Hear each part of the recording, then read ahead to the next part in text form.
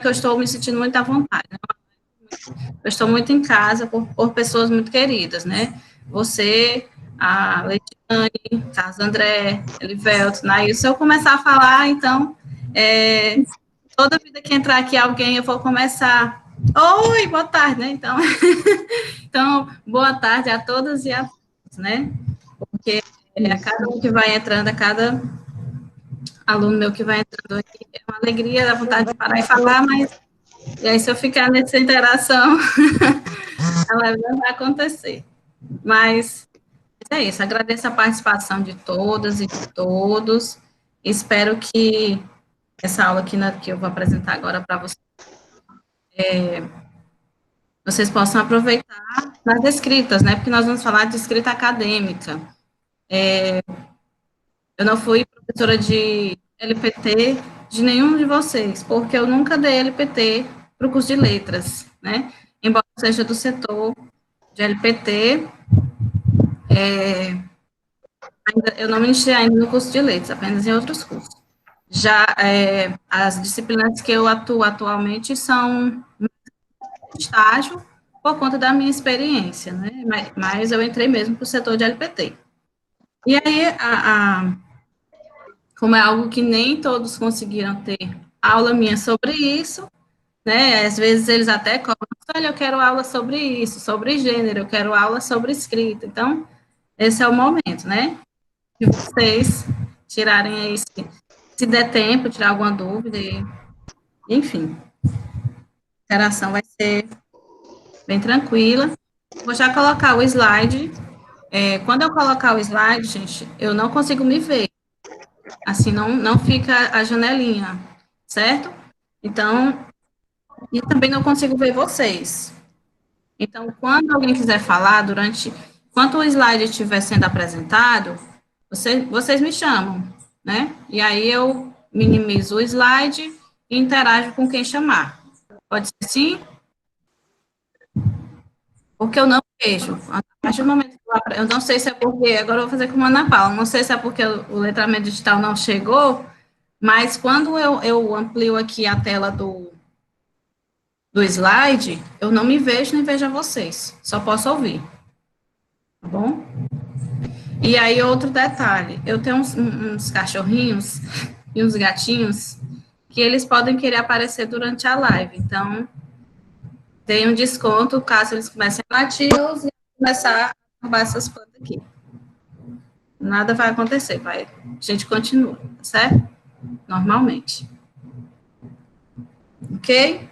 Podemos começar? Então, sério, Lucas. Pronto, vou apresentar a Ana Paula, tá aí, né, Ana Paula? Suela, eu só queria só queria fazer uma sugestão. Sim. Tem gente que tem internet mais rápida e tem gente que tem internet mais lenta.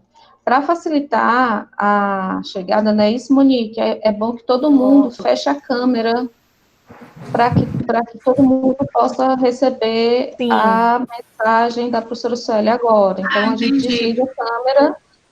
Quando começar a fase de perguntas, a gente abre as câmeras, tá certo? Excelente. E o microfone também, Ana. Também é bom que as pessoas fechem também, tanto a câmera como o microfone, nesse momento que a professora vai fazer a exposição, e aí quando a gente abrir para as perguntas, aí vocês podem abrir câmera e microfone, tudo bem?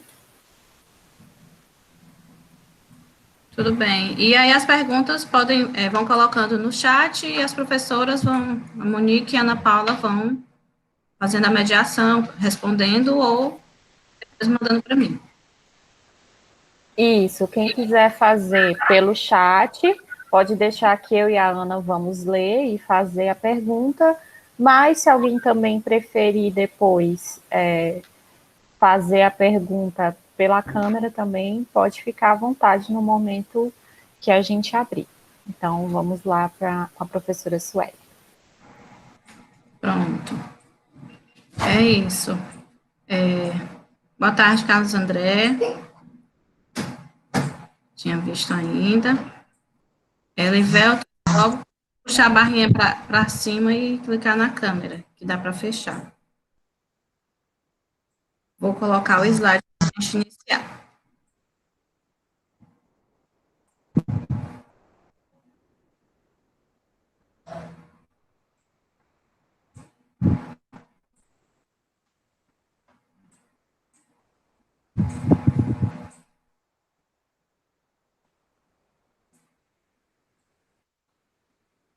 Vocês estão visualizando a tela do slide?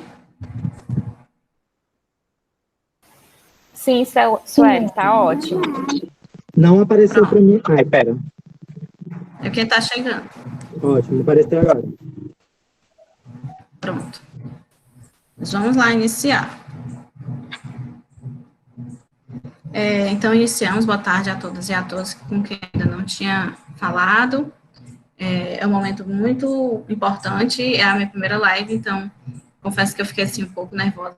Quando eu falo isso, as pessoas estranham, porque, pessoalmente, eu não tenho muito essa questão de ficar assim, mas meios distantes me deixam um pouco nervosa, incomodada, né? Tipo live, tipo microfone, mas daqui a pouco eu volto ao meu estado normal. Então, vamos iniciar. Escrita acadêmica, possibilidades e estratégias no contexto intercultural. E aí nós vamos iniciar nosso tema sobre a escrita, né? Como eu falo, escrita acadêmica. E aí quando a gente começa a falar escrita, a primeira reflexão que eu quero trazer ainda não é sobre escrita. Eu quero trazer, antes disso, uma reflexão sobre leitura, né? A importância da leitura para a escrita. Porque às vezes a gente foca na escrita, foca em estratégias, foca em estrutura, mas e a leitura? Né? Os recursos que você teria que ter para poder escrever, onde é que eles estão? Né? Então, a gente começa fazendo esse passeio por essa questão da leitura. Né? E aí eu trago esse trecho da tirinha, né, da Mafalda, viver sem ler é perigoso, te obriga a crer o que dizem. Só que nos dias atuais, o que foi dito por ela não faz um sentido mais em sua totalidade, né? Porque antes a gente dizia, viver sem ler é perigoso, te obriga a acreditar no que dizem, ou seja, as pessoas diziam, mas eu tinha feito minhas leituras e simplesmente eu podia acreditar. Só que hoje a gente vive um momento que, porém, não acredite em tudo que lê, né?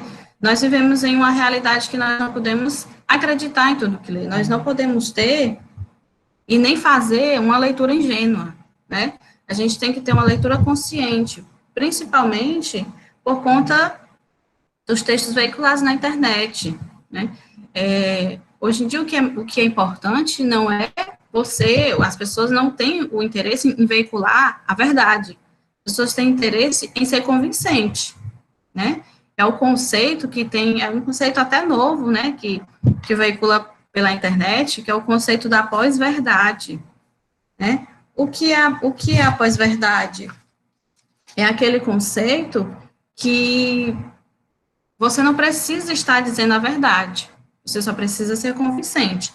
Se você está sendo convincente, aquilo parece ter alguma lógica, algum sentido, muitas pessoas vão acreditar. Principalmente se é feito com uma imagem, se é colocado um discurso de autoridade, se é feito através de recursos gráficos bem vistosos, né, interessantes, a possibilidade de as pessoas acreditarem é imensa, né, é imensa. Nós vivemos um período em que esse termo de pós-verdade, em que esse termo de fake news começou a surgir a partir das eleições, né? Acho que vocês lembram, não faz muito tempo, né? As eleições nos Estados Unidos, né? Com o Trump, as eleições aqui no Brasil. Então, ocorreram muito o que as pessoas chamam de fake news, né? E o que seriam essas fake news?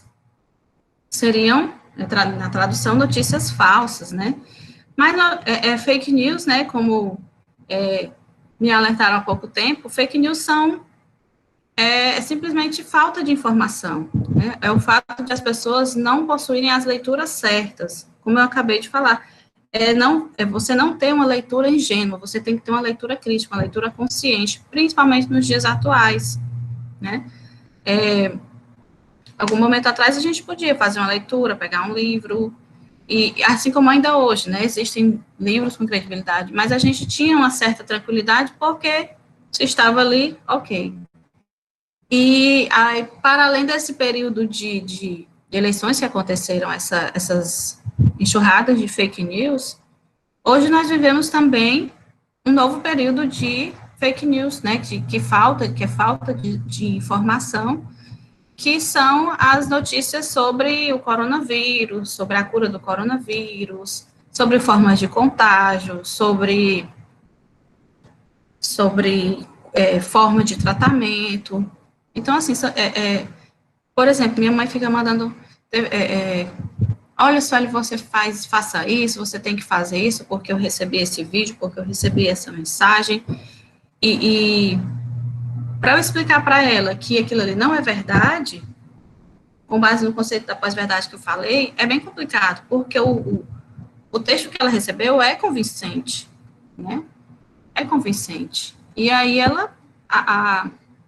a tendência é o quê? Ela acreditar. Mas aí eu converso, né? Tenho aquela conversa com ela, explico, aí ela fica, não vou mais olhar isso aqui, não. Eu não. Fica com raiva. Mas não, tem que olhar, né? Mas não acreditar em tudo que lê, né? Foi o que eu coloquei para vocês, essa mensagem que eu quis passar aqui. Para além das fake news e para além de acreditar ou não em tudo que lê, a leitura também é importante para a gente se informar, né? Para a gente... Sueli? Oi? Sim? Eu posso pedir um favor? Eu preciso que todas as pessoas desliguem a câmera, porque está chegando lentamente a informação para algumas pessoas. Por favor, desliguem suas câmeras. Isso, ok. Deixa só a Sueli. Ok? Obrigada. Ok? Então, assim, para além de a gente ter essa leitura crítica, de não acreditar em tudo que a gente lê, nós estamos num momento atual de manifestações contra o racismo, né? E nós começamos de novo a enxurrada de informações, de notícias, muitas vezes notícias falsas, notícias que não têm bases em jornalismo sério, ou que não tem bases ou mesmo uma notícia que não tem as leituras necessárias. Então, para isso, gente, eu coloquei aqui, para falar de leitura, alguns links, né, que inclusive a Ana Paula vai colocar no chat. São 3 links nesse tema, com essa temática, né, que eu coloquei. São sites que você pode acessar e fazer as leituras que são relevantes para o tema. Porque como é que você vai, por exemplo, escrever, compartilhar no seu Instagram, no seu Facebook, informações que você não sabe se são as informações devidamente corretas, né, ou o que tem a fundo, ou que são feitas por autores ou jornalistas responsáveis. E como é um momento de luta, com certeza é um momento da gente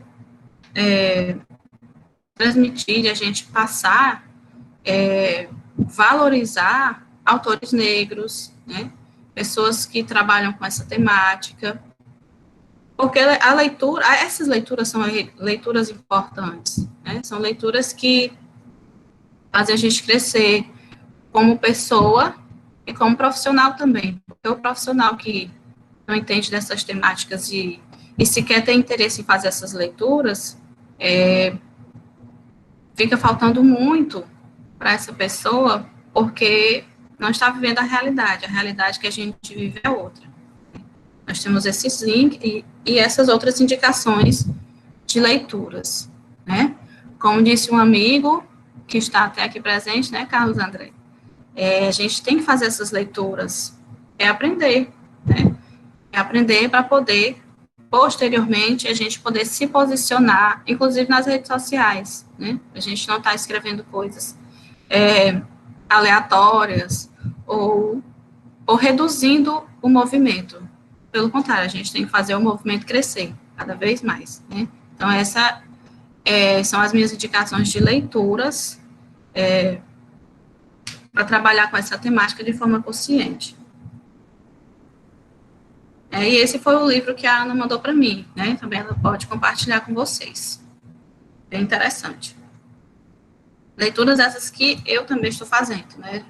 Estou indicando e, ao mesmo tempo, estou fazendo, né? Eu também estou nesse processo de aprender com autores negros, com artigos, ok? Com influenciadores. Esse é o momento, ok? Esse é o momento da gente aprender. É o momento de ouvir e aprender com eles. E aí, passando um pouquinho a seguir para, continuando essa questão da reflexão sobre leitura, por que eu estou falando em leitura se o meu tema é sobre escrita, né? Então, eu vou começar a dizer o motivo agora. Porque ler e escrever são atividades interrelacionadas, né? Nós escrevemos para alguém ler e nós lemos para compreender os sentidos do texto que alguém escreveu. Ou seja, escrever é uma ação que envolve processos cognitivos, determinados processos cognitivos de uma forma, de um lado, e a leitura envolve outros processos cognitivos. Não é que automaticamente que você seja leitor, faça leituras, muitas leituras, e automaticamente você vai ser um bom escritor, ou escrever bem. Não é uma relação direta, mas são relacionadas. Por quê? Porque para você escrever, você tem que ter um repertório cultural, você tem que ter um repertório de estrutura, né, do próprio código da língua, e aí a leitura, ela fornece esses elementos. Então, por isso, essa relação, ok? Adquirir repertório é se construir como pessoa, se construir como alguém que vai argumentar, porque você será ator no seu texto, é você que está construindo. Ao passo que também, quem lê, também é ator, porque você não lê, na verdade, para ler da forma consciente, como eu acabei de refletir agora no início, você tem que ter seu leitor que possa construir os sentidos do texto. Você vai estabelecer relação com esse texto com base no que você leu, com base no que você tem antes, você vai construir. Então, por isso que eu estou fazendo essa relação, porque são atividades interrelacionadas. Com a leitura, o que você vai adquirir com a leitura? Que serve para a escrita, né, que vai servir. Recursos para ampliar nosso conhecimento. A leitura, ela fornece exemplos das práticas correntes de escrita, né? Às vezes, nem sempre você pode decorar a regra, por exemplo, mas pela leitura você vai assimilando a escrita, né? Uma das formas também. E desenvolvemos parâmetros. Como assim parâmetros? Por exemplo, como você vai escrever um resumo se você nunca leu um resumo? Vocês acham que não fica mais difícil? Agora, se você já fez leitura de resumos, você já fez leitura de artigos, quando você vai escrever, você já tem um parâmetro do que fazer. Do mesmo jeito, relacionando a própria escrita. Se você tem parâmetros de como aquelas palavras são escritas, de como o texto é organizado, você vai saber, você vai ter mais ferramentas, né, para desenvolver. E o ato de ler é um ato ativo, né? Você não apenas está decodificando, você não está só traduzindo mentalmente o que está escrito ali. Você está construindo conhecimento, você está reelaborando. E você reelabora isso de acordo com seus conhecimentos sociais, culturais, né? A Unilab, por exemplo, é um local que isso acontece sempre, né? Nós temos que estar fazendo essa troca intercultural, né? Como já foi dito, porque os conhecimentos de cada um é que vão construir as leituras. Uma aula, o que eu estou falando aqui, não vai ser entendido por todas as pessoas da mesma maneira. Alguns vão entender, vão focar num conteúdo, uma música. Alguns vão focar no conteúdo, outros vão focar em outro, porque vai depender das suas leituras anteriores e vai depender de como você vai construir, né? Como está dito aí, o leitor constrói os sentidos do texto. E o ato de ler, durante o ato de ler, ocorre a ativação de conhecimentos prévios. Daí a importância das leituras anteriores, que vão ativando as futuras. Isso ocorre porque nenhum texto de estudo, quando escrevemos, apostamos que nosso leitor presumido tem os conhecimentos necessários para. O que é, antes de ler o quadro, o que é o leitor presumido, que o autor chama? O autor, essa aula foi elaborada com base nesse livro. As referências estarão ao final. Esse autor, ele chama de leitor presumido, o que alguns autores chamam de público-alvo, né? Não estou lembrando outro autor, mas o leitor presumido é aquele leitor que você tem certeza que vai ser o leitor daquele texto. Você pressupõe que vai ser o leitor. E isso é muito importante, porque quando você está escrevendo, você tem que pensar em quem você quer alcançar, né?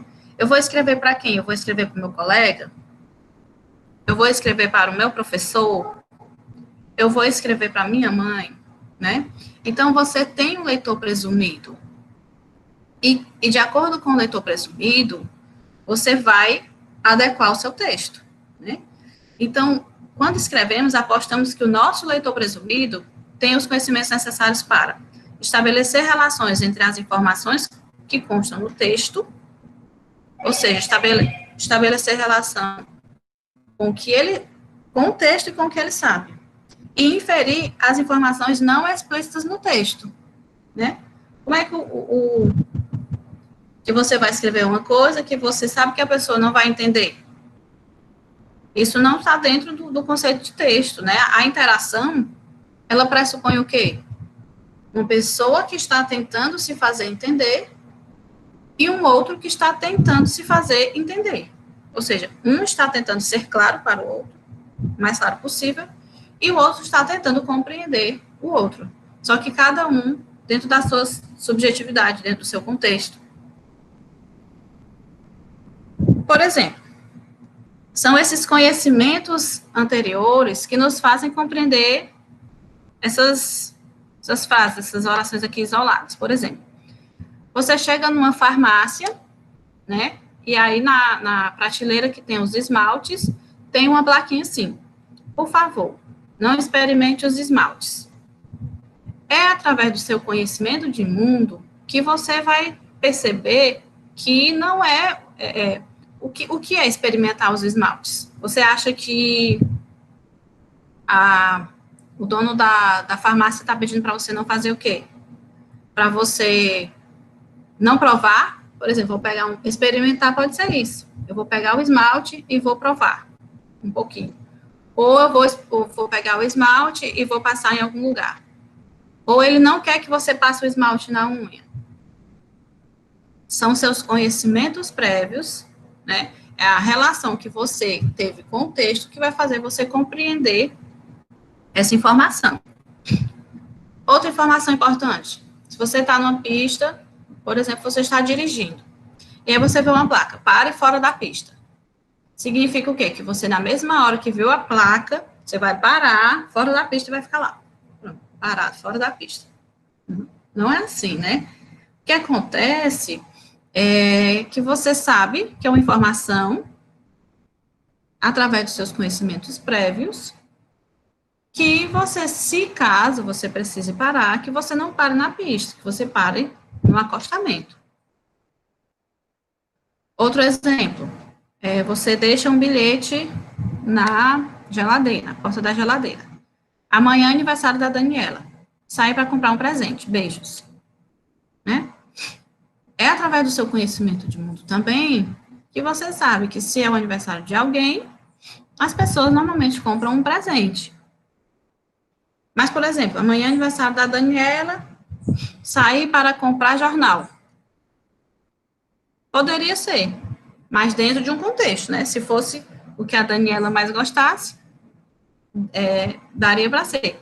mas normalmente é o conhecimento de mundo, de aniversário, presente. E aí só um memezinho, né, aquele ditado, finge que não sei de nada, mas sei de tudo. Às vezes a gente pode até achar que não compreendeu, que não compreende, ou que a gente está passando pelo mundo despercebido, mas de forma alguma. Nós estamos a todo momento fazendo leituras, né? Vocês estão a todo momento fazendo leituras. Vocês estão fazendo leituras em diversos letramentos, né? No letramento, dentro do letramento digital. As leituras às vezes até de gestos, de convivência, por exemplo. Nesse período de convivência, nós temos que ficar em casa com algumas pessoas, ou ficar sozinhos, né? Isso tem feito com que a gente, com que as relações fiquem mais próximas, né? Por quê? Por causa das inter-relações e as leituras que a gente vem fazendo. Então, o texto, ele se concretiza da relação leitor e texto, ok? Senão ele não é nada ainda.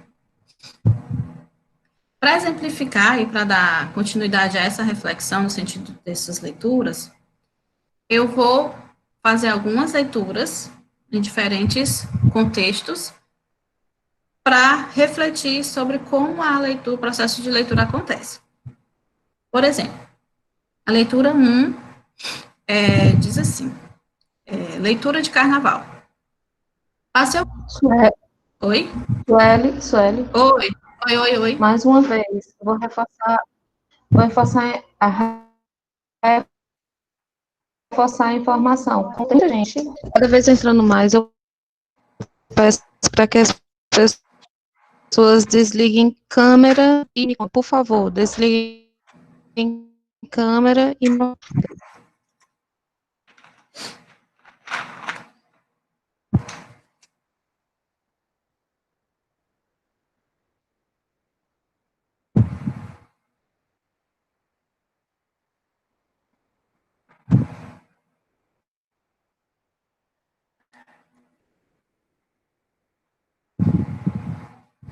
Eu quero só fazer uma pergunta. Vocês podem colocar com ok ou alguém falar sim.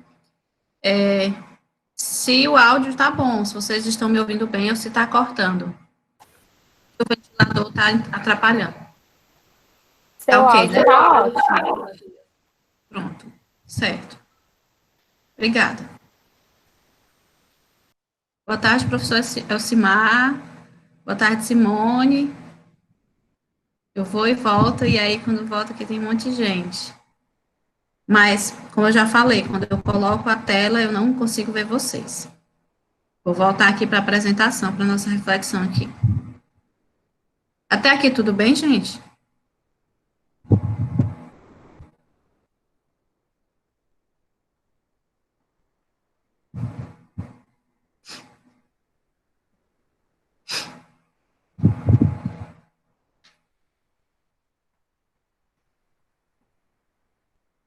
Alguém me confirma? Monique, por favor, me confirme se está apresentando o slide. Tá sim, voltou para onde você tinha parado. Pronto, obrigada. Então, leitura de carnaval. Passei o carnaval imerso numa leitura um pouco insólita, à vista do clima geral. Talvez tenha sido de propósito, para ser do contra. Ou talvez uma leitura filosófica seja apenas mais uma fantasia. O fato é que li pela primeira vez o pequeno livro de George Steiner, escritor e historiador das ideias e das literaturas, sobre Martin Heidegger, o filósofo alemão, publicado em inglês, em 1979. Esse texto, através desse texto, nós podemos ter reflexões sobre a temática, porque que ele fala que é uma leitura insólita. Primeiro, a gente pode refletir qual é o gênero. Aqui é uma nota jornalística, né, na coluna, e aí ele colocou esse texto no período de carnaval. E aí, como o título já diz, leitura de carnaval. E aí ele faz uma certa brincadeira com as palavras, né? Uma leitura um pouco insólita à vista do clima geral. Por quê? Porque pelo conhecimento do senso comum, o carnaval não seria o momento, embora seja algo mais interessante para alguns, o carnaval seria um momento para você brincar, festejar, beber, né? Ir para as festas, enfim. Então, pelo nosso conhecimento de mundo, o carnaval seria oposto a fazer leituras. E aí ele diz que vai ser do contra. Por quê? Porque ele está fazendo algo que os demais não estão fazendo. E aí ele coloca, talvez uma leitura filosófica seja apenas mais uma fantasia. E a gente consegue entender. Acredito que todos conseguem entender. Estou falando, gosto mais de fazer esse debate olhando para as pessoas, mas vamos tentar aqui. Você consegue entender, porque carnaval tem fantasia, né? E leitura filosófica pode ser considerada de forma abstrata uma fantasia, né? E aí ele é um texto que nós conseguimos compreender na sua totalidade por conhecermos os termos carnaval, filosofia, mesmo não sendo filósofo de forma profunda, a gente consegue entender o que foi que o autor quis passar aqui. Agora vamos ver aqui a leitura número 2. Lixiviações ácidas posteriores repõem sucessivamente os íons cálcio, depois amônio e depois potássio, juntamente com os íons alumínio, até que a argila, por fim, fique saturada. A lixiviação da caulonita prende-se mais à sílica e não aos óxidos de alumínio e ferro, confirmam a própria cor dos solos. A tonalidade rosa e vermelha são derivadas das hematitas hidratadas no cerradão em virtude da presença da goetita e humus. Os solos vão se tornando brunos. E agora essa leitura? Foi tão clara ou foi tão fácil a leitura como a da leitura anterior? Quem sabe o que são solos, quando os solos se tornam brunos? Alguém já ouviu falar nisso? Não, muito específico da área, né? Alguém faz ideia do que seja lixiviações ácidas?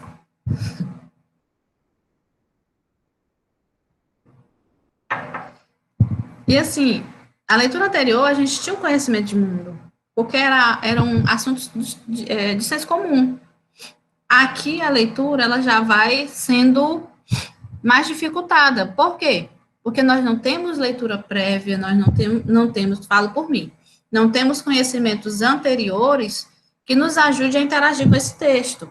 Então, a interação com esse texto que eu estou apresentando para vocês agora é bem mais difícil do que do texto anterior, certo? E é por isso que eu argumento que a leitura, conhecimentos prévios são fundamentais para a sua interação com o texto. E textos como esses provam que você tem que ter conhecimento para interagir com o texto. Do caso contrário, é exatamente o que aconteceu agora. Eu apenas decodifiquei. Bem bonitinho. Respeitando vírgula, respeitando ponto. Foi lindo. Mas eu não entendi nada. Ou seja, não houve a interação. O texto aqui, para mim, não aconteceu. E isso acontece com qualquer outra leitura que você não tenha conhecimento. Que não faça parte do seu contexto cultural, do seu contexto social. E aí, às vezes, pegando um linkzinho assim que eu não posso deixar de fazer, às vezes a gente vai para a sala de aula de língua portuguesa, e traz um texto para o aluno, e aí fica, os alunos não entenderam, os alunos não tiveram interesse. Por quê? Porque eles ainda não tinham condição entender, e a escola serve para isso, para fazer com que os alunos tenham condição de entender, ou não faz parte, simplesmente não faz parte do mundo deles, do contexto sociocultural deles. Agora, leve um texto que eles tenham interesse, como eles entendem, como as coisas mudam, né? Então, nesse sentido aqui, que a leitura acontece, ou não. Vamos para a leitura 3. Agora esse aqui é o desafio, vocês vão me dizer do que esse texto trata, tá certo? Para ganhar ponto, para ganhar visto. O ente enquanto tal, o advento que se oculta no desvelamento, é o fundado que, como fundado, e assim como obrado, funda a seu modo, a saber, a obra, isto é, causa. A decisão entre fundante e fundado, enquanto tais, não mantém apenas ambos separados. Ela os mantém na união recíproca. Os elementos sustentados na separação são de tal modo imbricados na decisão que não somente ser, enquanto fundamento, funda o ente, mas que o ente, por seu lado, funda à sua maneira o ser. Causa. Tal coisa o ente apenas pode, na medida em que é a plenitude do ser, como o mais ente. E agora, esse texto de Hendrik, do filósofo, trata sobre o quê? Alguém tem a resposta? Gente, é tão estranho falar para tela vazia, que eu tô olhando, tô vendo só o slide. Alguém tem uma ideia? Vocês acham que, como você não conhece esse texto, você consegue interagir? Claro que está fora de um contexto, é um trecho dentro de um livro, dentro de uma obra, né, que fala sobre o ser, enfim. Né? Mas, de forma isolada, do jeito que está aqui, vocês têm condição de explicar do que se trata? Não, tem não. Certo? Então, vocês estão entendendo a reflexão que eu estou tentando fazer, que é mostrar que, quando você não tem conhecimento prévio sobre o mínimo, o social ou cultural, você não consegue estabelecer aquela leitura. A leitura, ela não se concretiza. E muito menos a escrita. Se concretizaria com a temática que você não conhece. Ok? E aí, para fechar essa reflexão sobre a leitura como interrelacionada com a escrita, vamos fechar só com mais essa leitura aqui.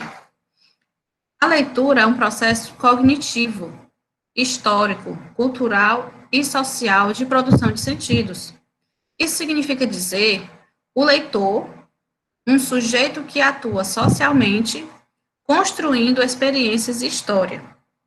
Compreende o que está escrito a partir das relações que estabelece entre as informações do texto e seus conhecimentos de mundo. Ou seja, o leitor, ele é ator para ele entender, para ele ser parte, senão ele não é. Senão ele não é leitor. Ou seja, o leitor é sujeito ativo do processo. Na leitura, não haja apenas decodificando, isto é, juntando letras, sílabas, palavras, frases, porque ler é muito mais do que apenas decodificar.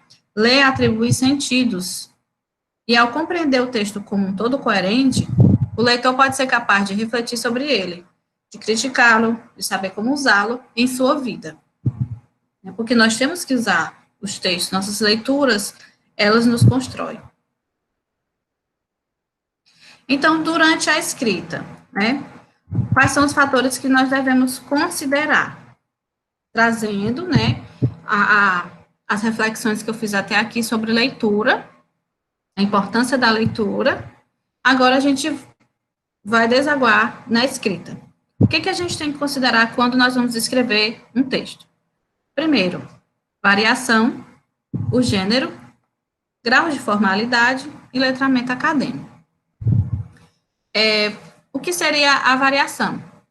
Quando você vai escrever, principalmente os gêneros acadêmicos, você tem que usar a norma culta, ok? O gênero, de acordo com o gênero solicitado, que às vezes o gênero já é solicitado, ou então de acordo com a intenção que você tenha, você vai adequar a sua escrita àquele gênero. Vou já falar de cada um. Grau de formalidade. Os graus de formalidade são, primeiramente, o leitor presumido. De acordo com o leitor que vai receber o seu texto, você usa graus de formalidade diferentes. Tem os textos que são informais, que são mensagens, que são bilhetes. Tem os gêneros que são formais, que são os gêneros acadêmicos, e tem os gêneros que são ultraformais, né, de acordo com o autor dessa obra em questão. Os ultraformais são textos enviados a autoridades, segundo ele. E os textos formais são os textos acadêmicos. E possuir letramento acadêmico. Uma das formas, voltando um pouco para a reflexão anterior, uma das formas de ter letramento acadêmico são leituras.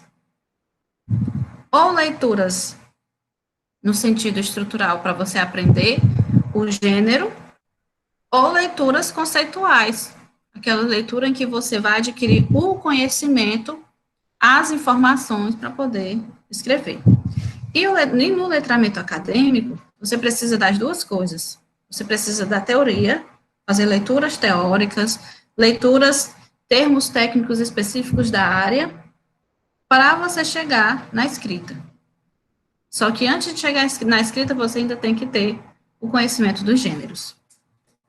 E falando um pouquinho de gênero, não poderia deixar de falar, sempre eu tenho que falar, do conceito de gênero textual, que ainda é o que eu utilizo, ou que a maioria dos autores ainda utilizam, apesar de existirem já muitos trabalhos que refletem sobre essa temática, ainda o conceito mais adotado é o de Bakhtin, né?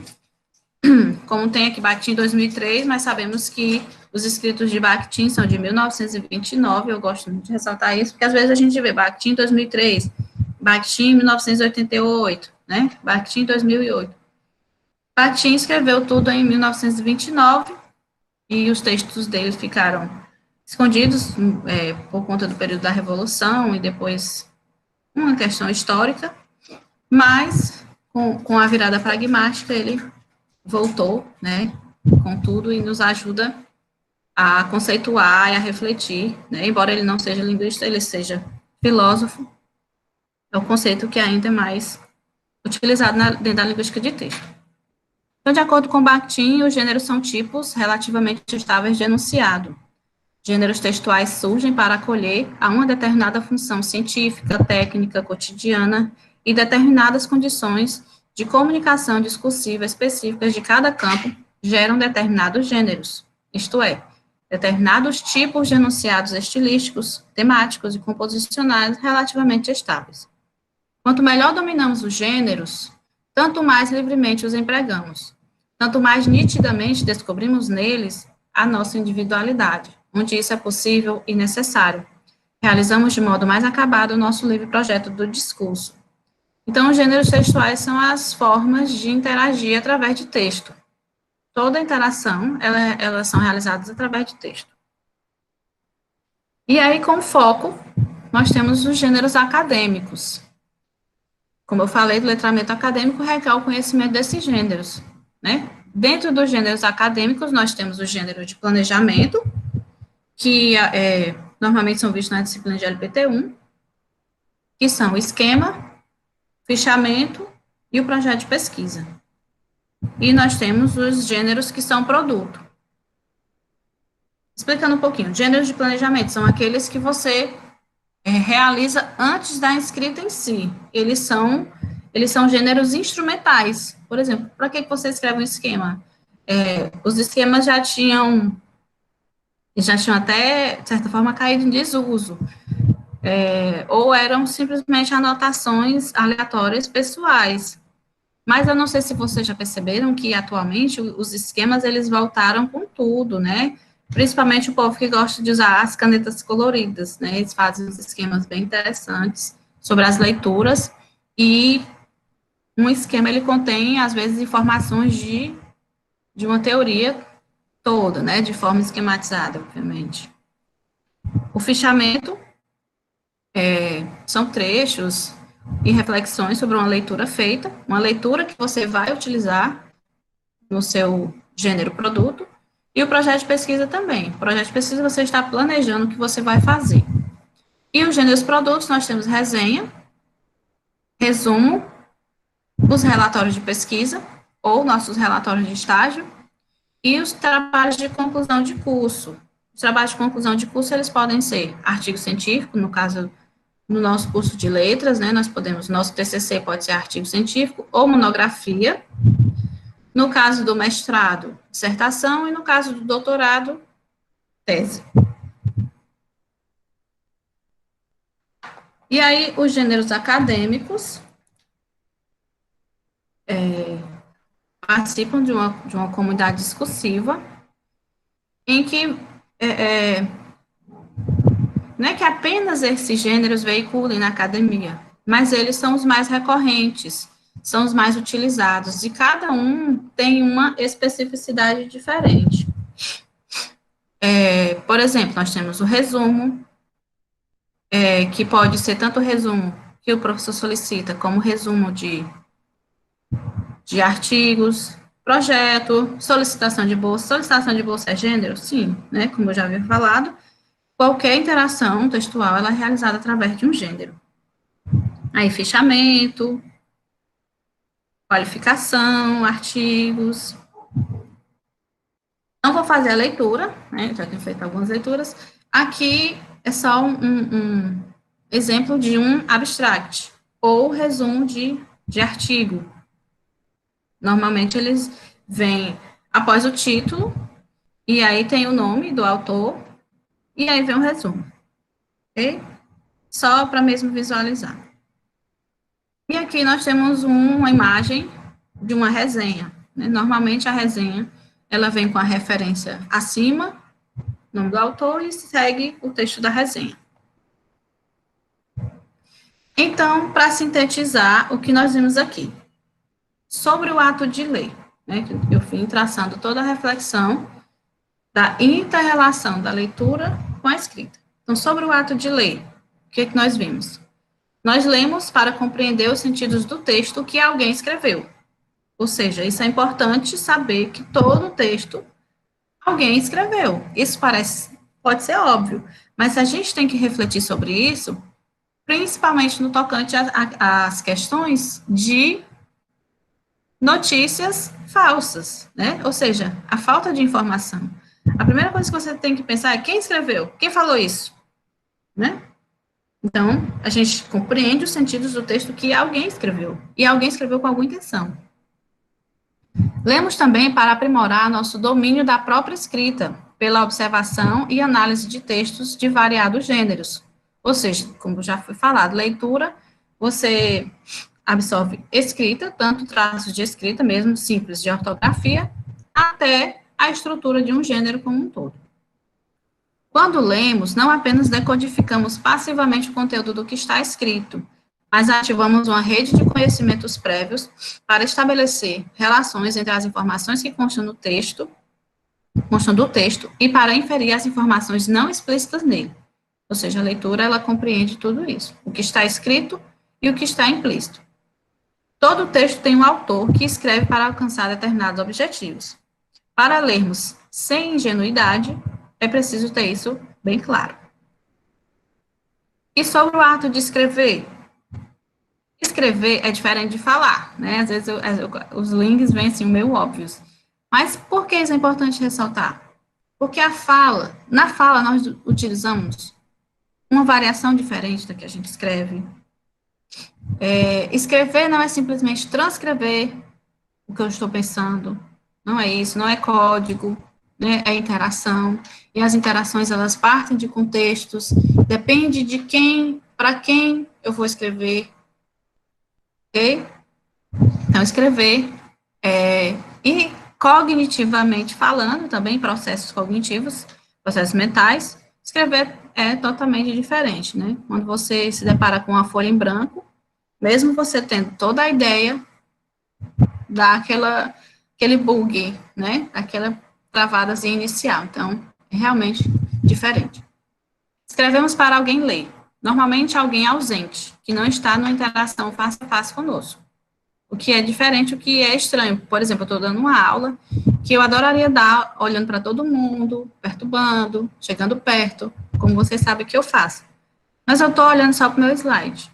Então, escrever, mesmo que você esteja escrevendo para a pessoa, você não está vendo, né? Não é face a face. Como o leitor presumido não está na nossa frente, o texto escrito exige de nós um planejamento prévio e uma execução controlada. Ou seja, escrever não é simplesmente um ato de inspirar, você sentar, eu sentei, me inspirei e comecei a escrever. Não, você tem que planejar, o que você vai falar, que é o próximo slide, planejamento. Planejar significa fazer uma série de escolhas prévias e articuladas. Quem escreve tem de cumprir duas funções simultaneamente. É autor, ou seja, você está escrevendo, e ao mesmo tempo leitor. Escreve e ao mesmo tempo avalia o que está escrevendo. Eu diria que quando você consegue fazer isso, você chegou no nível que você escreve fluentemente, é um escritor fluente. Quando os alunos estão aprendendo a ler, quem são os alunos que são leitores fluentes, né? Agora eu estou falando de um termo do escritor fluente. Porque, assim, ninguém escreve com a intenção de errar. Eu vou escrever aqui, eu errei só isso aqui, só de ruim, porque eu quero errar. Não, você escreve achando que está abafando, você escreve achando que está tudo certo. Só que quando você consegue cumprir essas duas funções, de ser autor, de estar escrevendo, e ao mesmo tempo você consegue observar o que está faltando, o que não está encaixando, uma vírgula que você não utilizou, até um próprio problema de acentuação. Se você consegue visualizar, você consegue avaliar isso no ato da escrita, você já está totalmente fluente na sua escrita. Por quê? Porque o grande problema é esse. A gente escreve achando que está tudo correto. Aí a gente manda para alguém, olha aqui meu texto, a pessoa começa a riscar. É aqui, isso aqui, aí você, vale, como é que eu não vi isso? Por quê? Porque realmente é complexa essas duas funções acontecerem simultaneamente. E aí, as escolhas prévias do escritor, né? Antes de você escrever, como eu falei, para ter a escrita, requer um planejamento. E aí você vai como ocorre esse planejamento? Recortar o assunto, ou seja, sobre o que você vai falar. E aí, se a gente pensar em projeto de pesquisa, por isso que a primeira coisa que é solicitada é o tema. Qual é o tema, né? Definir nosso leitor presumido. Para quem? Eu estou escrevendo para meu colega? Estou escrevendo para o meu professor? Eu estou escrevendo para o meu orientador? Ou estou escrevendo para uma revista? Isso tem que ficar muito claro. Determinar nossos objetivos. Para quê? Estou escrevendo isso com que objetivo? Porque, de acordo com o gênero que você estiver escrevendo, tem um objetivo diferente. Às vezes, um erro que é até o próximo quadrinho azul, selecionar o gênero textual, ou seja, em que gênero? Esse quadrinho verde e esse quadrinho azul, eles estão interrelacionados, porque às vezes, quando você erra o objetivo do que está escrevendo, você erra o gênero. Por exemplo, você é solicitado escrever uma resenha. E aí você escreve um resumo. Por quê? Porque você objetivou, naquele momento da escrita, apenas resumir, sintetizar as ideias. Mas você não indicou o texto, você não avaliou, né? Você não seguiu o que é de estrutura, o que é de característica funcional do gênero resenha. Então, quando isso acontece, realmente há uma falha na escrita do gênero. Listar as informações e organizar a sequência de sua apresentação. Quais informações e em que sequência? Quando eu ler essa informação aqui desse quadro, que eu não sei que cor enfim, eu lembro muito do Enem, né? Os alunos, hoje, eles estudam muito a redação do Enem de forma separada, né? Eles estudam a introdução, eles estudam a parte do repertório cultural, enfim. Mas é uma estratégia que tem dado certo, né? Quais as informações e em que sequência. E no último quadrinho lilás, que eu consigo enxergar um pouco, selecionar o registro linguístico adequado ao gênero e ao contexto. Ou seja, em qual registro? Hoje nós temos essa possibilidade de uma aula virtual. É uma forma de registro que a Ana está gravando e depois vai publicar. Mas poderia ser em formato de roteiro. Por exemplo, a nossa querida professora Leia, ela da aula e organiza tudo em roteiros extremamente organizados, que eu admiro muito e tenho vontade de fazer, mas não é a minha prática. Mas é uma aula através de um roteiro, né? Então, em qual registro? E pensando em outros gêneros para além da academia, né? Se você, você quer passar uma receita, você pode passar a receita de diferentes formas. Pode ser escrita, pode ser em vídeo, ok? Outro dia eu fui, vem contar a história. Eu fui ao mercantil, aí tava a revendedora, promotora de uma marca lá, de aquelas massas de bolo, né? Aí eu disse, eu quero esse e esse. Aí ela, você usa esses dois? Não, eu uso os dois juntos. Aí ela olhou assim pra mim, como os dois juntos? Eu disse, eu faço os dois juntos. Agora pronto. Aí ela, pois faz um vídeo ensinando. Eu, vou fazer vídeo ensinando. Eu não faço vídeo nem para dar minhas aulas, que eu morro de vergonha. E aí, ou seja, era uma possibilidade de eu mostrar uma receita minha, né? Uma receita minha através de um vídeo. Então, os registros podem ser de inúmeras possibilidades. Eu estou fazendo um pequeno recorte das possibilidades de registro.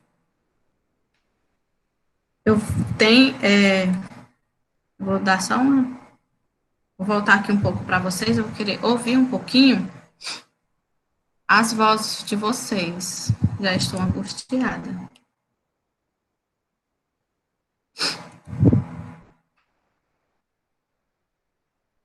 Tudo bem até aqui? Sim. Tá, sim, Zé, tá tudo tranquilo. Tá tudo claro? Eu tô falando, tá ok, né? Tá sim. Eu já passei dos 40 minutos. Eu gostaria de saber se eu posso continuar. Eu tenho os slides, eu acredito que dá no máximo 15 minutos para frente. Ou eu posso parar onde estamos e seguir para algumas perguntas. Mas eu tenho alguns, eu acho que tem uns slides que... Vamos perguntar para os alunos, vocês, Isso, tudo bem? Vocês topam? Pode continuar? Ó, estão dizendo que sim, pode continuar. Máximo 10 minutos, são poucos slides. 10 minutos? Ok, Célia, ok. Pronto. Tá ótimo, amores. Depois vou mandar o vídeo da receita que eu acabei fazendo. O vídeo da receita, gente, eu não publiquei. Professora Sueli. Oi, Thiago. A senhora também pode depois disponibilizar o slide? Posso? Posso sim, viu? Já pensou, Gay, seu blogueira de receita? Já quero. Vamos lá, gente, eu vou voltar aqui o slide. É só para a gente seguir o raciocínio do gênero.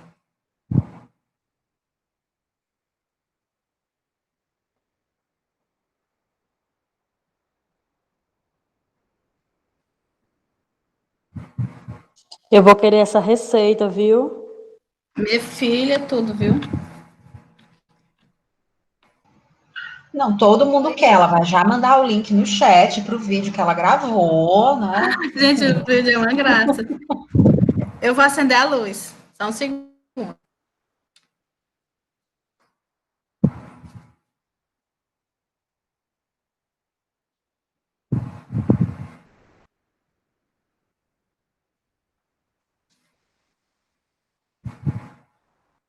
Pois é, mulher, mande o vídeo. Aí eu não... Assim não.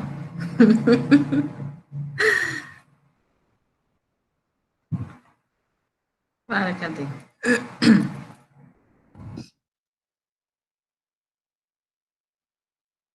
Então, qual foi o raciocínio seguido até aqui? O tema, escrita acadêmica.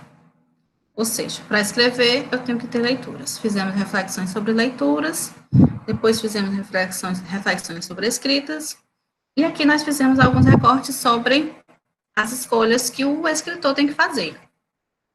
E aí, como o nosso foco são escritas acadêmicas, e aí eu resolvi partir de um resumo. Ou seja, do jeito que foi mencionado aqui, que nós temos que planejar, nós temos que organizar, vamos pensar num gênero acadêmico. Claro que eu não posso apresentar todos aqui. Mas vamos pensar em um, né? E eu pensei no resumo. Resumo. Ou seja, já tem um gênero selecionado. Resumir o quê? O que você resume? Né? Essa é uma pergunta que, às vezes, não é tão fácil de responder. Por quê? Eu posso resumir um capítulo de livro. Eu posso resumir um livro. Eu posso resumir um artigo. Agora, para quê? Porque existem diferentes tipos de resumos. O resumo que eu vou focar aqui, nessa apresentação, é o resumo de artigo acadêmico, resumo de artigo científico. Mas existem outros, por exemplo, nós temos os resumos escolares, resumos acadêmicos, por exemplo, na escola o professor pede que o aluno faça resumo. Na própria universidade, na própria graduação, os professores também pedem resumos. E aí, às vezes, os alunos ficam, como é a estrutura desse resumo? A estrutura do resumo é a mesma, de acordo com os movimentos retóricos que eu vou já falar. Porém, o resumo que o professor pede numa disciplina, ele quer saber o quê? Qual é o objetivo do professor? Ele quer saber se o aluno leu o texto e se ele compreendeu as ideias. Se isso foi feito, ok, então o aluno vai escrever um resumo. E, normalmente, esse resumo ele é maior. Por isso, quando o professor pede, eu acho importante que o professor diga a quantidade de laudas que ele vai querer. Porque esse resumo, ele tem um conceito meio solto, né? E os resumos escolares nem se fala, porque, na verdade, vem ainda naquela ideia de síntese, né? Mas quando a gente chega na parte de resumo de artigos e ensaios e monografias, dissertação e tese, já é outra coisa. Por quê? Porque você vai resumir um trabalho que você fez. Você escreveu um artigo e, ao final, você coloca um resumo, escreve o resumo acima, né? E também é chamado de abstract. E tem também o caso do resumo para evento, que já é outra história. O resumo para eventos é bem engraçado. Ele pode, sim, já ter um artigo. Você já tem um artigo pronto. Olha só que mundo ideal. Você tem um artigo pronto lá no seu computador. Escreveu, tá lá. E aí aparece um evento. Aí você vai lá na sua pasta de arquivos escritos. Aí pega o resumo e coloca para participar do evento, né? Deveria ser assim. Mas também acontece de outras formas. Às vezes o seu artigo não está pronto, às vezes sua pesquisa está em andamento, e aí o que você faz? Você escreve um resumo para participar desse evento e informa que a pesquisa está em andamento. E aí o seu resumo ele não vai ter a mesma configuração que teria um resumo de um artigo já pronto, né? Mas ele vai existir. Eles existem, são práticas que existem. Eu não estou falando do certo e do errado, eu estou falando de práticas que são recorrentes, né? E a gente sabe, quem nunca. Então, resumo de forma geral, a apresentação concisa de um texto com ênfase nos seus aspectos principais. Enquanto ao abstract, o resumo acadêmico, é o que eu vou focar aqui, que é o resumo de artigo científico. Ou seja, você escreve o seu artigo, como eu já falei, e logo acima nós temos esse resumo, que foi o resumo que eu coloquei na imagem. Lembra quando eu coloquei lá a imagem? É a imagem de um resumo de um artigo meu. E aí, segundo o Motahot e Hendricks, é um texto breve que encapsula a ideia do artigo que se seguirá. Se encapsula a ideia do artigo que se seguirá, ele tem que ter as mesmas partes do artigo. E esse é o grande problema. Às vezes a gente acha que o resumo é só colocar as principais ideias. Escreva com suas palavras, né? Não é isso. O resumo, ele tem uma estrutura do jeito que o artigo tem a estrutura que você tem lá no artigo. Você tem introdução, fundamentação teórica, metodologia, análise, apresentação de resultados, conclusão. Tudo isso vai ter lá no seu resumo. Não se engane. E aí você diz, como que eu vou fazer isso? Uma pesquisa de 25 páginas, eu vou colocar num parágrafo curto, que normalmente tem que ter entre 250 palavras, 300, um pouco mais. não tem um número no resumo de artigo, só tem número exato de palavras quando é para revista, né? Quando você vai cadastrar na revista, a revista diz, o seu resumo ele tem que ter no máximo 350 palavras, aí você tem que ajustar nesse sentido, né? Caso não tenha essa alva de quantidade, o resumo ele não tem um limite. Mas normalmente ele é um texto curto, porque ele serve exatamente para atrair o leitor para ler o seu texto na íntegra. Né? E os movimentos retóricos do resumo? Como eu já falei, o resumo ele tem que seguir tudo que tem no artigo. Então, o que é que você deve fazer? Situar a pesquisa. Ou seja, você vai contextualizar a linha de pesquisa, a área, né? Depois, você vai apresentar a pesquisa. Apresentar a pesquisa, eu gosto de dizer, quando eu estou explicando na aula, eu gosto de substituir. Inclusive, uma pesquisa eu não sei se ela está presente, eu não sei se a gente está sendo um pouco, assim, além, né? Mas é isso, né? Pesquisa é isso. A gente está tentando reorganizar ou deixar esse quadro de movimentos retóricos mais claros. Esse é o quadro de Motahot e Hendricks, porque foi o que eu já venho seguindo aqui na explicação. Mas nós temos também outros quadros. Por exemplo, nós temos o quadro da Bernadette Biasi, que é até um pouco anterior esse da Motahot, só que o da Motahot ele se popularizou mais. Mas o quadro da Biasi, ele tem esses mesmos elementos, obviamente, porque eles vão seguir o que tem no artigo. Não vai ser muito diferente. Só que essa parte de apresentar a pesquisa é exatamente onde a gente coloca os objetivos. Então, podia ser no movimento 1, contextualizar a pesquisa, né? Apresentar a pesquisa. E no 2, você colocar o objetivo. Tem que ter o objetivo, no resumo. O objetivo da pesquisa, qual é? Tem que ter lá. Depois, tem que ter um pequeno trecho sobre metodologia. Depois, sumarizar os resultados. E, por fim, discutir a pesquisa. Que eu também coloco um parêntese, que discutir a pesquisa você não vai discutir a pesquisa ali. Você vai apresentar os resultados e concluir. Por quê? Porque o resumo, ele é um texto completo. Então, ele tem que ter uma conclusão. Você para o resultado, pronto, parou. Aí você fica, né, tem que ter uma conclusão, ok? E aí, são esses os mesmos movimentos, só que mais detalhados, não vou ler tudo, mas como o Thiago pediu, eu vou disponibilizar o slide. Mas isso aqui, todo professor de LPT1 deve ter passado para vocês. São os mesmos, só que detalhados.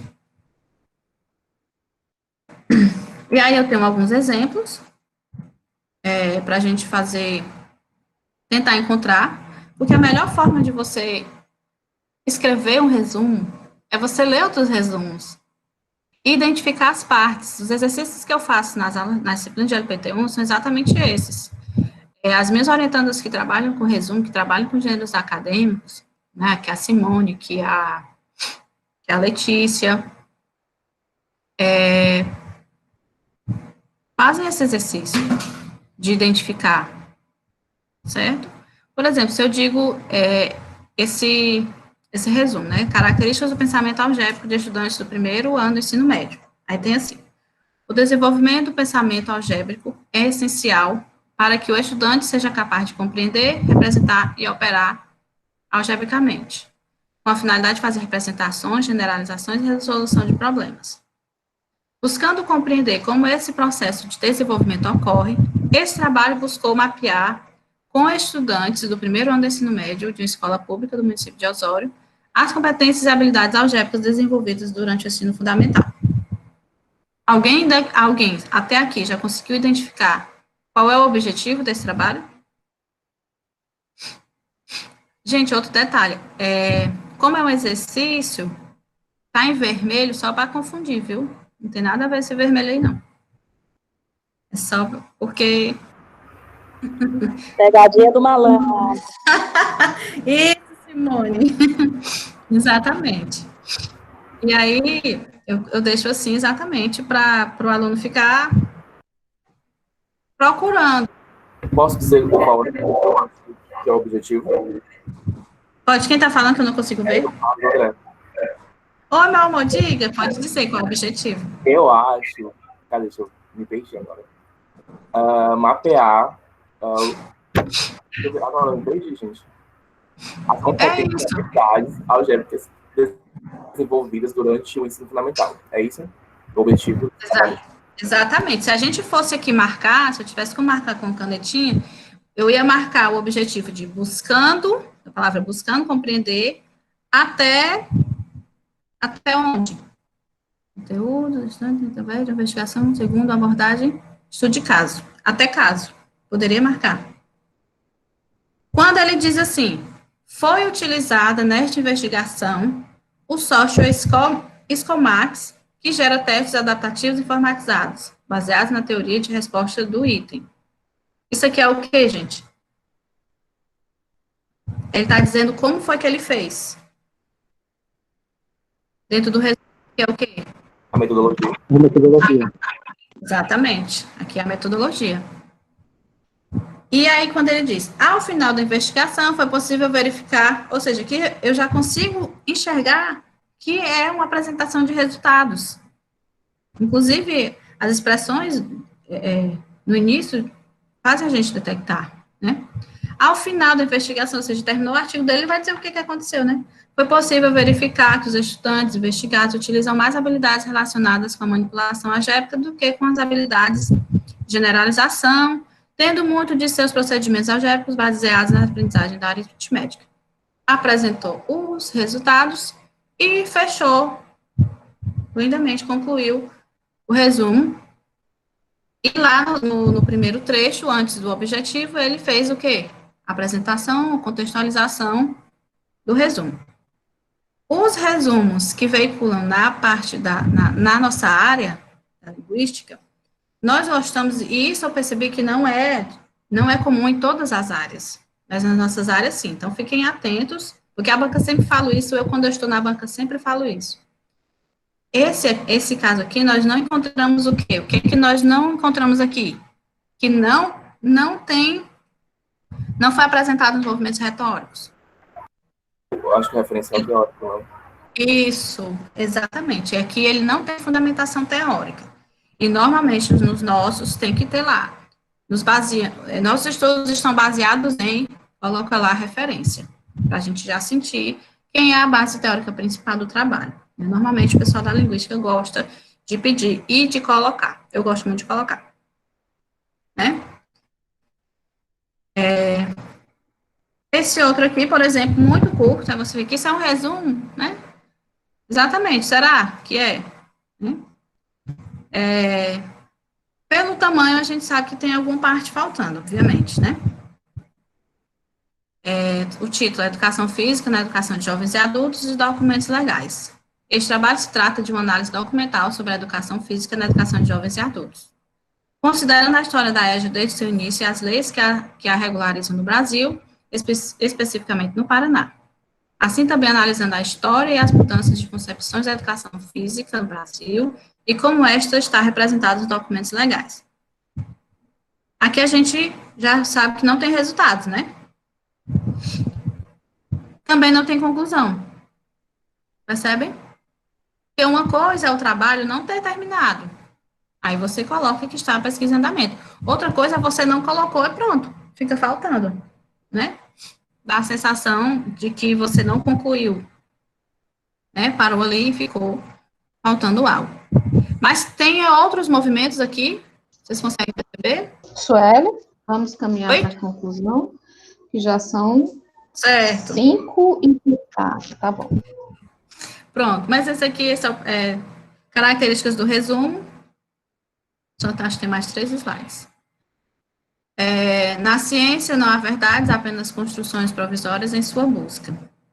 E aí essas referências aqui, como eu disse, Monta-Roth e Heidegger, que foi o que eu uso sobre os movimentos retóricos, e esse outro livro, que foi exatamente esse, que eu tirei todas as outras reflexões sobre leitura e escrita, que inclusive eu ganhei de presente da Leidiane, certo? Eu vou dar um ESC aqui para voltar para ver vocês. Né? Então, era isso.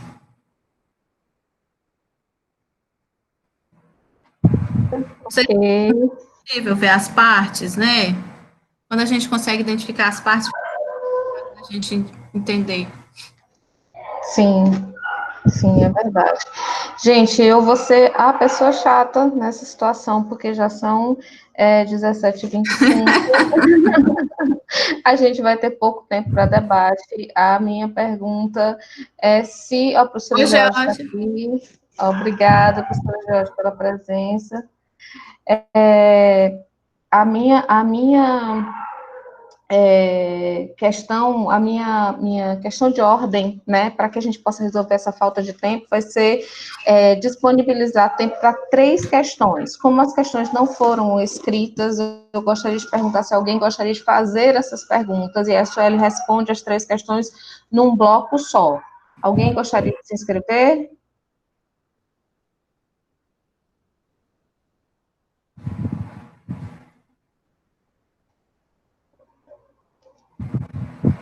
Não, ninguém gostaria de se inscrever. Monique, você gostaria de fazer alguma pergunta? Eu posso fazer um comentário para a gente encaminhar para um encerramento.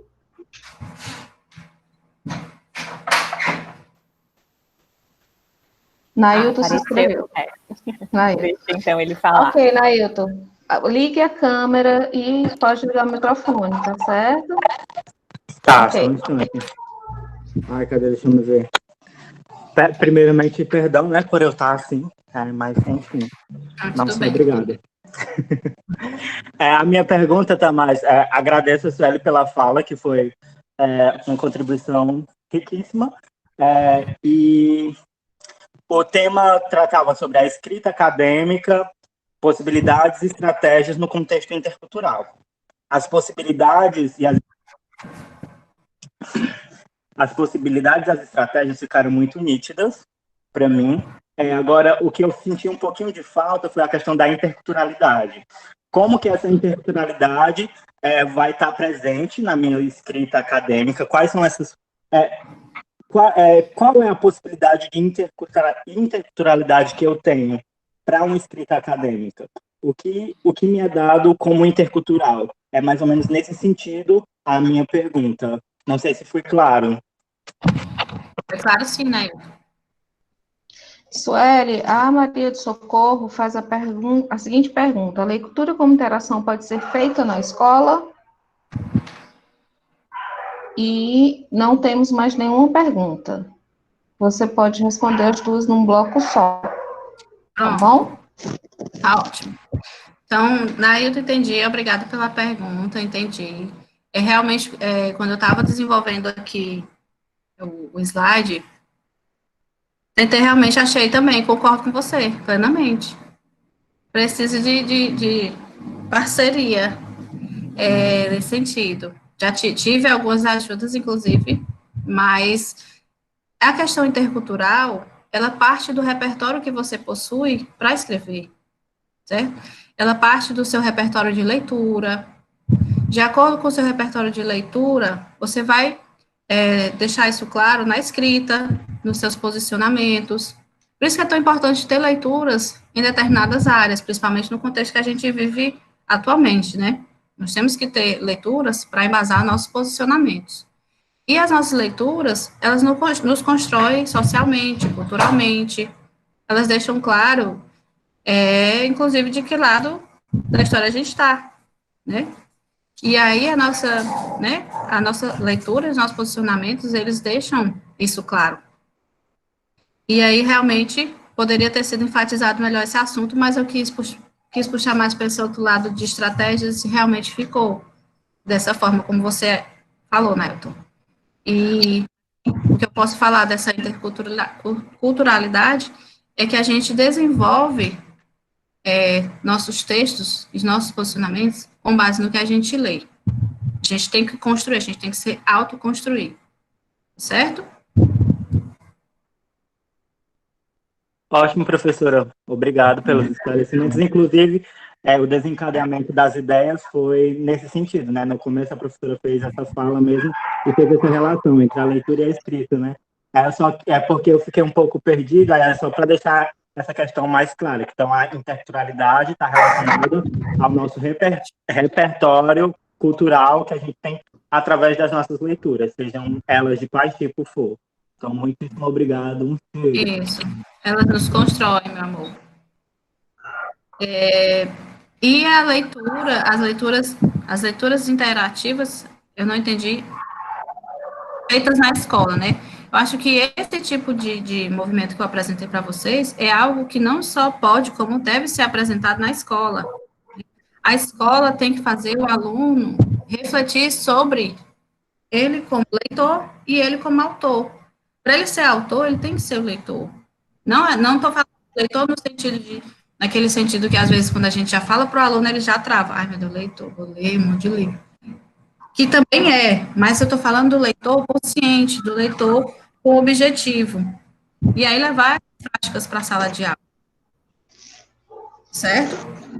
E são práticas que eu teria que passar em outra live, a leitura na escola. Inclusive, tem pessoas aqui que trabalham com isso, trabalham com isso nos seus TCCs. É extremamente importante. E a leitura é algo que tem que ter muito destaque na escola. Muito, um destaque imenso. Para além de o aluno copiar a tarefa na lousa e fazer, a leitura ela tem que estar extremamente presente. Certo? Só antes A gente vai chegando ao fim. Só antes de passar para ti, eu queria agradecer a participação de todas e de todos. É um prazer tê-los aqui. Gostaria de estar presente com cada um, assim, do lado, dar um cheiro. E agradeço muito a participação das professoras que estão aqui, dos meus orientandos, e quem eu não conheço, que a gente tem a oportunidade de se conhecer. Gente, muito obrigada, a senhora já fez as palavras finais. Muito obrigada. A gente vai chegando ao fim dessa live, desse encontro. Lembrando que esse encontro tem certificado. Por quem colocou o seu nome, o seu e-mail, vai receber na próxima semana, de acordo com o que a gente for fazendo, a gente vai enviando, tá certo? É porque eu liberei os alunos essa semana para eles descansarem um pouquinho. E queria dizer para vocês que a gente iniciou um processo diferenciado com Construindo Pontes, com a presença da professora Leidiane Tavares na sexta-feira, às 16 horas, e Lucineudo Machado na segunda-feira, às 16 horas. A ideia é a gente ir para o Instagram, mas foi tão bom o encontro aqui que eu vou propor para os professores, se a professora Leidiane aceitar aqui, agora ela já disse. Da gente fazer eu adoro numa essa sala ferramenta. Eu adoro essa ferramenta. Eu acho ela mais produtiva. Pronto, pois aí eu faço uma sala e a gente compartilha, passa para os meninos e rapidamente a gente divulga e depois eu boto no YouTube a live gravada, tá certo? Gente, e aí a gente também está fazendo apresentação de lives com doutorandos, mestrandos e graduandos. A Monique vai fazer a apresentação do trabalho de mestrado dela, tem um aluno mestrando vai se apresentar, queria muito chamar um mestrando da Unilab para se apresentar junto, e a Sara, não sei se a Sara ainda está aqui, e o Renato e a Ruth vão se apresentar como os alunos graduandos, num grupo. Queria muito valorizar a apresentação desses alunos, queria muito que vocês estivessem presentes na apresentação dos alunos graduandos, tá certo? Então, a gente vai divulgando sempre de 2 a 2 ou 3 em 3, para que vocês não se confundam com as datas, e até o dia 10 de julho, a gente vai estar realizando lives, tá? Se houver necessidade, a gente faz mais uma ou duas, mas acredito que até 10 de julho a gente tem terminado todas as lives, tá bom? Sempre segundas e sextas, às 16 horas. Queria agradecer demais a professora Sueli, muito obrigada. Agradecer a presença da professora Leidiane, Georgia, Gislaine e de todos vocês que vieram. Foi maravilhoso. Não vou comentar muito, porque realmente a gente tem um tempo. Monique, você quer fazer algum comentário? Não, Ana, só agradecer mesmo a presença de todo mundo e convidar para participar da próxima com a nossa querida Leide. É isso mesmo. Gente, vamos nos despedindo, que eu vou fazer a gravação dessa live. Um beijo grande, se cuidem, se puderem, fiquem em casa, se saírem, usem máscaras. Beijo. Tchau. Beijo, gente. Muito obrigada. Beijo, beijo. Tchau. Beijo, beijo. Tchau.